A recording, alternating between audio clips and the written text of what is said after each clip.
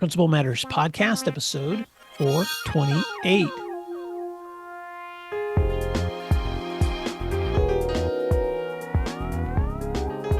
Oh my gosh, it's Christmas, Jen Schwanke. Merry Christmas, Principal Matters listeners. This is Will Parker, host of Principal Matters, the School Leaders Podcast, where each week we bring you inspiring, innovative, and imaginative ideas for your own school leadership. And I'm on this week with my co-host, Jen Schwanke, and it is time for Christmas break. Jen Schwanke, we're actually putting this out a couple of days early. So if you guys saw this drop in your feed and you're like, what? This never comes out on Mondays or whatever day it dropped. Welcome to, I hope you're getting ready for Christmas break. Jen, welcome back. And I just want to start today. We're going to talk about a summary of the year in review and what's coming up for 2025 for Principal Matters listeners. But we got to just pause for a second because I'm just really curious to know what's one of your favorite Christmas memories as you get ready for this year's celebration. Well, it is the most wonderful time of the year. I could break out in song, but I don't want to and inspire everyone right away with my voice. My favorite Christmas memory, I have not overthought this. We just agreed that we were going to share a memory. I grew up on a farm and it was pretty rustic. There was no central heat. There was no television. There still isn't, by the way. My parents still don't have a TV, nor do they have central heat. But it was a wood burning stove. And what would happen is on cold mornings, we would build a wood fire and it would get screaming hot. I mean, so hot. And it was such heaven. It was so warm. And we came downstairs and my poor mom, who's such a procrastinator, had stayed up into the wee hours wrapping our presents. And my sisters and I got what seemed like a Mercedes Benz. We all got matching sweatpants. Purple, by the way, because the Triway Titans, where I went to school, Triway local schools to the Titans were purple. Purple power, Titan fever, catch it lasts forever. All those phrases written on our sweatpants. And, it was the days where you would get your name on the back of the sweatshirt, kind of that iron press. And then I had my name on the side of my sweatpants all the way down. And I felt rich. I felt rich and warm and so spoiled with my purple sweatpants. Oh, I love that story. Okay, so I grew up out in the country too. And but instead of telling one of those memories, I'm going to go back to one of my very earliest because before Dad and Mom moved us back to Tennessee, Dad was in the Navy in California. So my earliest memory of Christmas was San Diego, actually. And I probably was only 3 or 4, but I still have this memory of Mom and Dad buying me a big wheel. Now, those are Oh, yeah. the one wheel in the front and the two little wheels in the yeah. back, and me taking it down the sidewalk. And I remember passing another boy about my age, and he stopped to look at it and was just oohing and eyeing. And the funny part is, I remember him looking at my my big wheel, and then he started telling me about his Christmas present, which had happened a couple of days before that. And I was so confused because I didn't realize some families celebrated on Christmas Eve or some Christmas. And my dad probably had a ship schedule routine that made Christmas on a different day for us. I just somehow in my mind realized that this wasn't the same Christmas day for me as it was for this other kid. And it just was so confusing. But I just still have that vivid memory of just my little arms and legs pushing down. And I used to actually wear one of my dad's sailor hats when I would ride my big wheel down the road. And I would go to a neighbor's yard and I would, without permission, and I would take a little towel and I would sleep on my ship at his yard. And then I'd get in my big wheel and drive home like I was my dad. So that's one of my favorite memories, Jen, All, for Christmas. all you needed was a pair of purple sweatpants and you would have had the best Christmas. So let's do this. If you are a regular listener, you're going to hear Jen and I do a little bit of housekeeping today because we want to just look back at the year and reflect. And then we're going to talk about the year that's coming and just celebrate together and also just talk a little bit about sometimes Jen and I don't do a very good job of catching people up on what I'm doing. And I don't always invite you to talk about all the work you're doing because we spend a lot of time sharing content and interviewing guests. So today's a day for us to just have some time as a Principal Matters. I hate to use the word family too much, but I'm going to use that for people that listen regularly.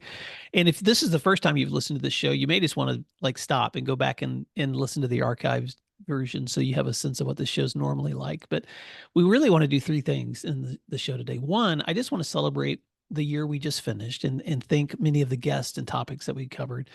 Two, I want to talk about what a typical month has been looking like in the new work that I'm doing, and also invite Jen to talk about the work that she does outside of her own school district.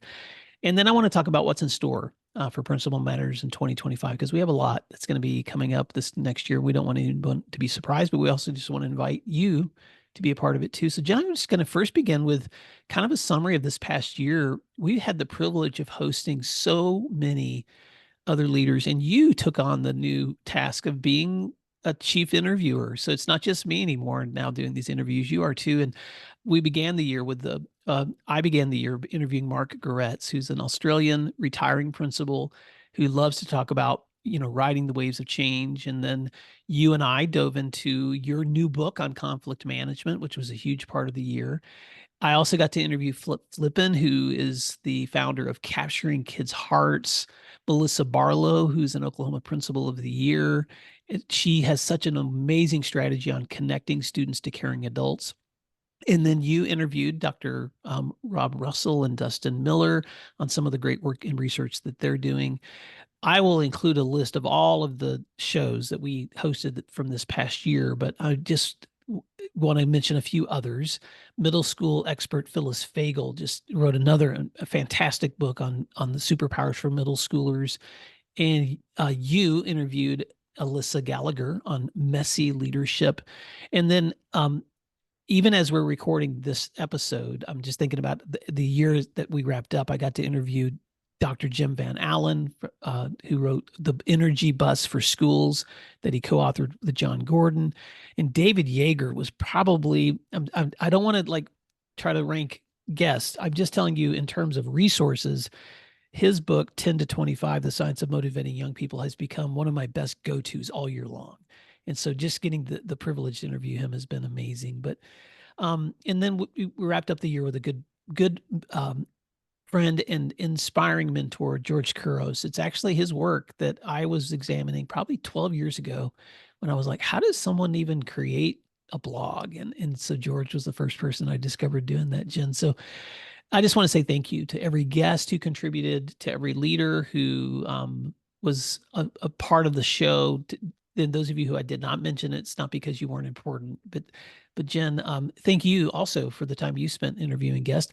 I guess I'm kind of curious for you now that you're on the other side of being the host, co-hosting, and interviewing. What has that experience been like for you? Well, I'm shocked how much I love it. You've been kind of after me a little bit for about 2 or 3 years saying, "Jen, you should do interviews on your own." And I would say, "Oh, yeah, yeah, shucks." But I took the plunge with my friends Rob and Dusty, like you said, and I love it. I really do love being the one asking the questions. And here's what I find, Will.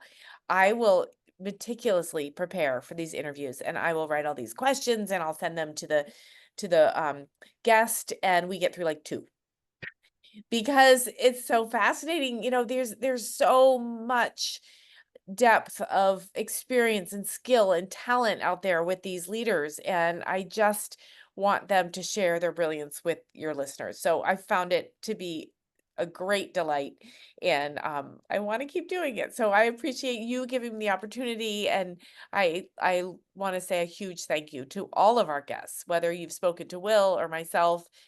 Wow, you just make this podcast spin, and we appreciate it so much. Well, I want to say a couple of things that I'm thinking about while I'm talking about you hosting shows. One is a comment that a listener made to me probably 4 years ago now, where she told me that she purposely was listening whenever you were on the show, and she called you the Brene Brown of education. And I just laughed out loud because I was like, that's such a compliment, but it's also, Well, I think, such a poignant description of your ability, Jen, to really listen closely to what people are saying and to find that thing to pull out that someone else probably wouldn't have thought of when you're interviewing people. So that made me well, laugh. let me tell you, Brene Brown's probably got smoke coming out of her ears right now, but that's okay. Thank you, whoever it was that said that. That's fine. That was sweet. I had another thought and now it's gone. So I'll just continue going with what was in my notes. But thank you, Jen, for the work that you've done in co-hosting this show. Now I remember the other thought. Just that, a few weeks ago, was at an event and the leader was talking to me about the podcast, and he asked, "When are you and Jen going to host a conference?" And Yeah, and I was like, "What do you mean?" He's like, "Well, I pay to go to these conferences all the time, and I enjoy them. But man, if you two ever put a conference together, I would be there." And so I mentioned that to you. And I'm not even saying that because we're announcing a conference in 2025, but I am not afraid to throw out the idea to listeners. If that would be something you'd be like, I would be there, just tell me the time and place, then you email me or email Jen, because we've never done that. Now, you and I have been at a conference together before, and we've tried to be at other conferences where things have changed our right, schedules and we've not been able to make that happen. But anyway, I'm happy to chew on that idea because it would be so fun to pull Principal Matters listeners together and do some learning that we knew would be that we all know would be continuing a conversation that we've already been having. right. That's right. So, Well, Jen, you need to tell us about what you got going on. You've been very busy. You are now doing this full time. You are connecting with um all kinds of districts and leaders, and I want to say consulting, but it's more than that. It's guiding, training, mentoring, all of that. So why don't you tell us what you're up to? Like, give us a typical month. okay, thanks, Jen. Because a part of this, of looking back at this year, has also just been really looking back. It's funny because I don't think in terms of calendar years as much as I do school years. So it is kind of weird to do this at the end of a calendar year because I always think in terms of 23, 24, 24, 25, 25, 26. And so even when I think back to like this past year, it's hard for me to remember those are actually two school years. But you're right. Since July of 23, I've been doing this work full time. And a lot of times when people ask me, well, what does that actually look like? It's hard to describe it. So a typical month for me is a mix of in-person events, virtual events, and coaching. And for instance, back in the fall, I spent a day with the leadership cabinet at Owasso Public Schools, which is where my son goes. And we just had an amazing morning of just talking about um, reflective questions we can use in our own coaching with leaders. But then most of the time, I'm spending that time in training through virtual sessions. So I lead a Grow Academy with the Ohio School of Sponsorship program. I also do a Grow Academy with the Archdiocese of Louisville, with uh, Pecos Barstow Toya ISD, which is down in Texas. So I have these groups across the US that I do Grow Academies with. I also lead masterminds. And then I do ongoing executive coaching, which is that one-on-one time that I have with principals or administrators. And then in between those virtual times, I like to do school visits. Last month, I got to go see a friend of mine at McLean High School in Tulsa Public Schools, Principal Rob Kaiser. Or even sometimes when I travel to events, I'll try to schedule time to get into some schools while I'm there because it just gives me the opportunity to do what I used to not have time to do, Jen, because used to I had to jump straight back into working with my school or working with my association. But those in-person times have become a time for me to spend some more time in schools and places. But sometimes I do events like you do, conferences. I was at the Louisiana Association of Principals conference in Baton Rouge back in October. But usually by the end of the month, my work has touched leaders in New York. You and I are doing a series right now with Sainies in New York, with leaders in Ohio, where you live, in Kentucky and California. And so it's just a blend of being able to meet with people virtually and in person. But it keeps me close to what's going on with leaders in schools. And you also, I mean, golly, I don't know how you do it because you're a deputy superintendent, you're writing books. Every month, it seems like I see you publish something new in a magazine. And then at the same time, you'll tell me, and then sometimes I'm just surprised when I look online and there you are in another city. So give us a little bit of a review of what this year's looked like for you. Yeah, it's been a really fun year, and I'm not doing it full time like you are, Will. I've still got my job here, as a deputy superintendent, and I love that work. Love my district, love what the things that we have going on, although they are big, and we're working through a lot of problems. But I feel very lucky because when I can, I accept offers from people to come and work with groups. And what I find is very helpful to my work is when I get to work with principals or principals and some of their team members, the leadership team. They come together and we really spend some time working through things. But I was able to do some work this year on school leadership hacks, how we can turn universal challenges into universal successes. One of my favorites is No More Us versus Them, how to bring together teachers and principals. A lot of work with that conflict management book. A lot of people really want to talk about that and what that looks like in terms of, boots on the ground. How to support a happy, healthy staff. One very popular one was what can you control? The principal impact on teacher morale. I think I mentioned in a previous episode, I had just finished a really fun PD with a district in Illinois called How to Work a Crowd, public speaking for school leaders. I've done one on rethinking data usage. I work whenever asked with new administrators because that's one area where I just have, pulls at my heart. And then I've done some work too with a training called Leading Forward, which is where we try to really proactively problem solve things that are coming down the pike. So I feel really lucky this summer. I get to go back to Canada for the third year in a row. I'm going to be at the CAP conference in Winnipeg. If any Canadian listeners are looking for a little bit of Jen Schwanke in your life, I'll be there in May. So lots going on. And again, I think I balance it pretty well. The work here at home and then a few things outside.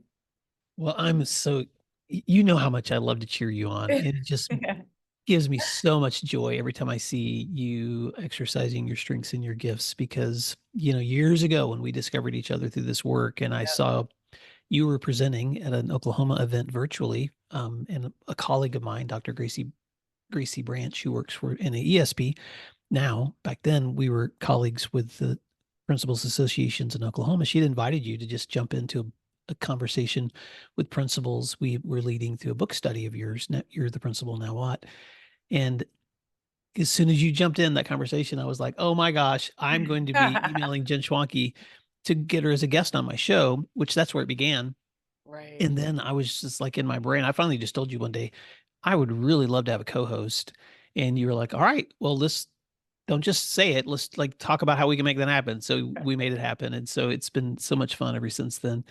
And Right. we've also Well, and I added, thank you. I'm interrupting you to say thank you. You have been an incredible mentor. And this is what I would say to listeners out there. You never know who your professional mentors and friends are going to be. They might come from an unlikely place. There you were in Oklahoma, Will, and you're like, hey, this has been a very long, really productive professional friendship we have going on. And I love it. So thank you for that.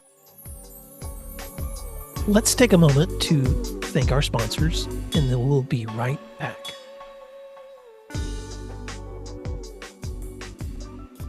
Over 1 million teachers use IXL in their classrooms every day for one reason. They love it. Why? IXL is where the magic happens. With just one platform, teachers can personalize learning for every student. IXL gives teachers all the tools they need to enhance and differentiate instruction without adding work to their plates. Plus, IXL has decades of expertise and is proven to be effective. Studies on more than 70,000 schools across 45 states show that those who use IXL outperform others on state tests. Ready to bring the magic to your school?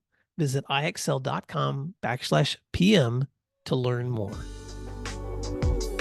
Hello, Principal Matters listeners. I'm Jethro Jones, a good friend of Will's. It's time for a change. Are you tired of fighting fires, dealing with disengaged students, and missing out on real connections with your staff? Imagine a school where you leave on time, work with parents, and lead with purpose. Since you're a listener of Principal Matters, you're probably already doing a lot of these things. Well, I want to help you take your great work to an even higher level. Join the SchoolX book study, and you'll walk away with actionable strategies to transform and improve your school, manage your time, and reduce your stress. In just 5 sessions, we'll dive into practical tools like design thinking, live sessions, and even explore using AI to lighten your load. This is about creating a school where every teacher, every student, and you can thrive. Don't miss out. Head on over to jethro.site/will and start transforming your school today. That's jethro.site/will. And I'll see you in there soon. Me too, likewise. And we've been able to add to the team. So in addition to the work that I do and you do, we have Emily, who's now the full-time executive assistant for Principal Matters. We were to bring her on in 2024. And Emily, I may have you open your mic just so you can say hello. I was actually, one of the previous episodes, Jen, we said something about Emily in there, and a listener actually told me they heard her laugh. And so you had your cameo, Emily. But Emily has been for longer than this year, for the last couple of years, has been editing the show for us and has been keeping up with the show notes and making sure that everything's updated on the website. But now is working with me directly to help me in this work that I do, because it's gotten bigger than me.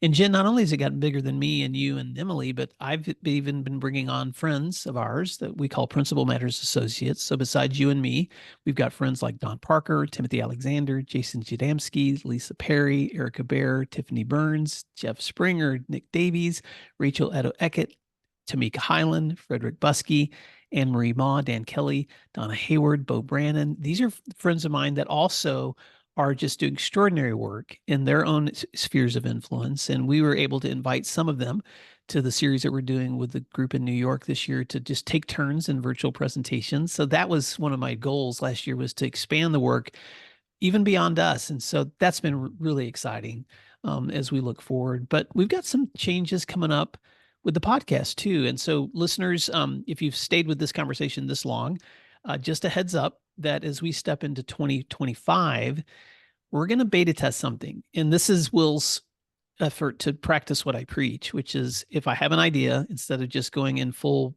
throttle, let's do it for a short time and take a step back. So for the next 3 months, in January, February, and March of 2025, we're going to increase the amount of content that you're going to be hearing. So on Mondays, we're going to do something called Monday Matters.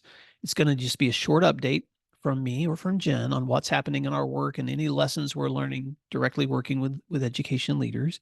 On Wednesdays, we're going to keep the flagship show, which is the same thing you're listening to every Wednesday, with Jen and I doing our Q&A followed by our guests.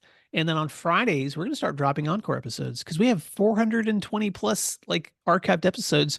And I meet people all the time that are just beginning to listen. And I'm like, golly, you got a long way to go if you're going to go back. So we've gone through and just found the most popular shows from all of the 5 or 6 years now of shows that we've done.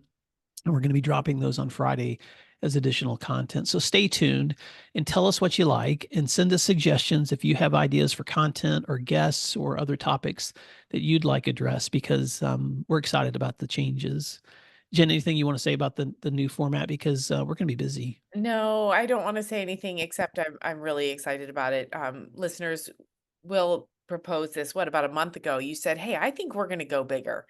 And I was like, let's do it. It's all in. So we hope it works. We hope you like it. You tell your friends about it. I think I'm most excited about that Monday, that little gem that you're going to add. That'll be fun. Yeah, that will be fun. So having said that, one other thing that you can expect if you are looking at the 2025 year for me, I wish I could say I had already finished this book a year ago, but I did not. So I've just wrapped up feedback from my editor on a book that will be coming out. And I'm not announcing a date yet, but it's my newest book, Jen, is going to be a book that the working title is Whose Permission Are You Waiting For? An Educator's Guide to Doing What You Love. And so this is a book that was really born from often really serious conversations I'm having with a lot of educators who are wrestling with their own decision making, and especially when it comes to transitions in their careers. And I've just found myself on the other side of that conversation so many times that I finally sat down and decided, okay, I've got to write about this. Because I keep saying the same things. And when I keep saying the same things to someone in response and I haven't written that down, it's time. So this is a 20 chapter book that's kind of a journey through thinking about how to disrupt some of the ideas you might have about traditional career pathways, even in education. It's a book about thinking about how to embrace multiple flexible routes to the places that you want to go. It's a book about how to avoid the binary in the way that you think. And it's just a book about some of the things that have helped me in my own thinking, my own strategies, my own planning, my own reflection that's helped me really tackle that big question for me, which was whose permission am I waiting for?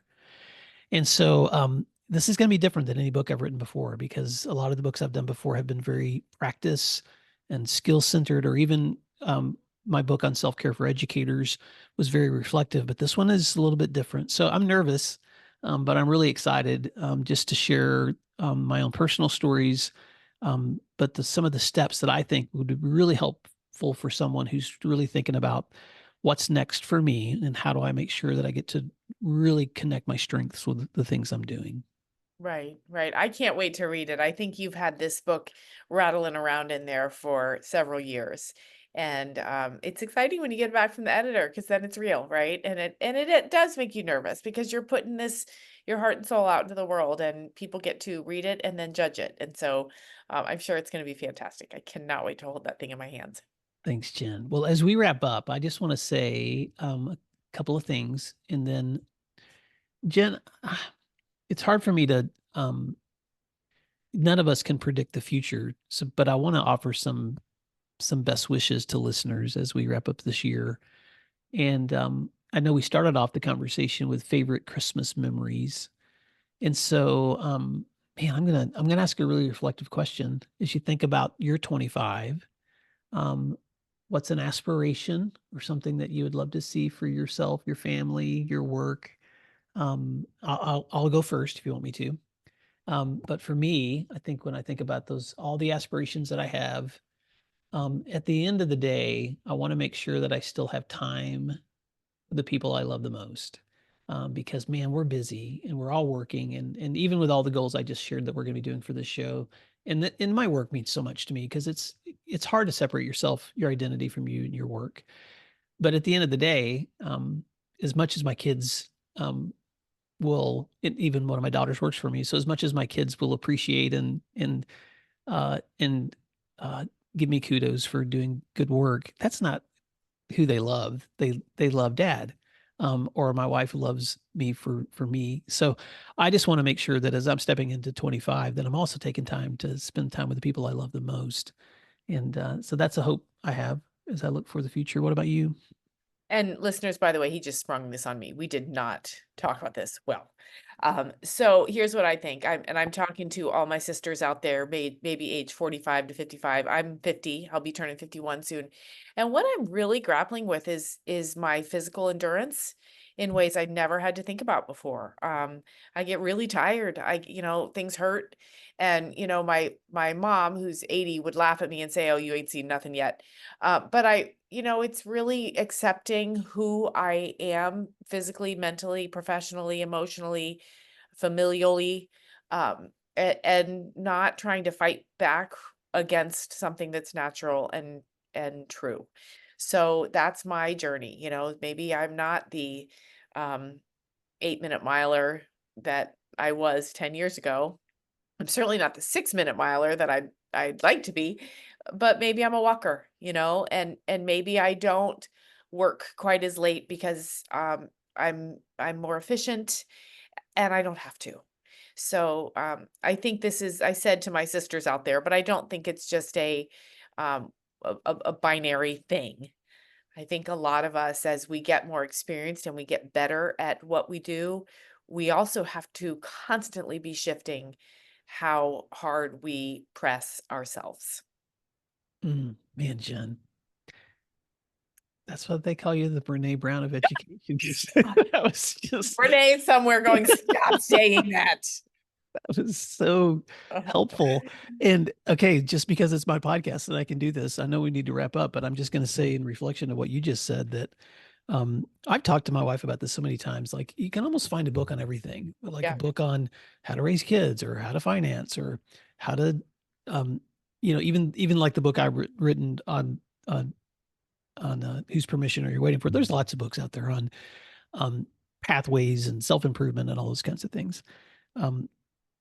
It's hard to find really good books on the stages of life that you and I are stepping into.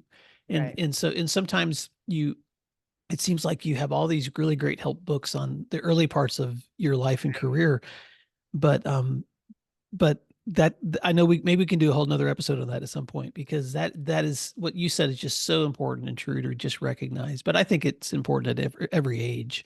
I do too. But you're right, Will. I remember, as a brand new mom, there were books and blogs and podcasts and everything about how to avoid giving your kids strawberries. But what about when your kid really struggles with mental health and you send them off to a big scary high school, and what about that? What about all the things that happen later? So I agree with you. Maybe I'm just not reading them, but nope. But I think those are our real life experiences. Well, Jen Schwanke, this is the reason I so appreciate having you as the co-host on this show. And Principal Matters listeners, it's the reason I so love doing this show, is because I hear from you, and we would love to hear what some of the goals and aspirations that you have for 2025 are.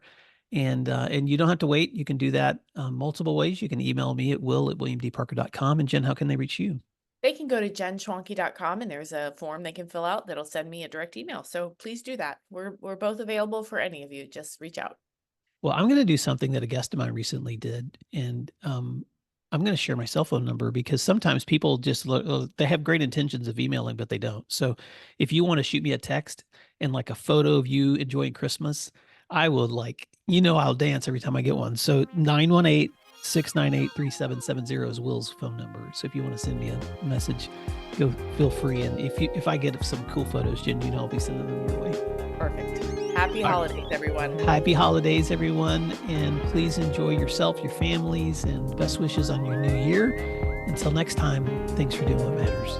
Thanks, everyone. You'll find free resources like this one at williamdparker.com. Subscribe for our free weekly newsletter, which contains bonus material, and also check out the links for Grow Academies, Masterminds, Executive Coaching, and Keynote presentations from my books, as well as from Principal Matters Associates.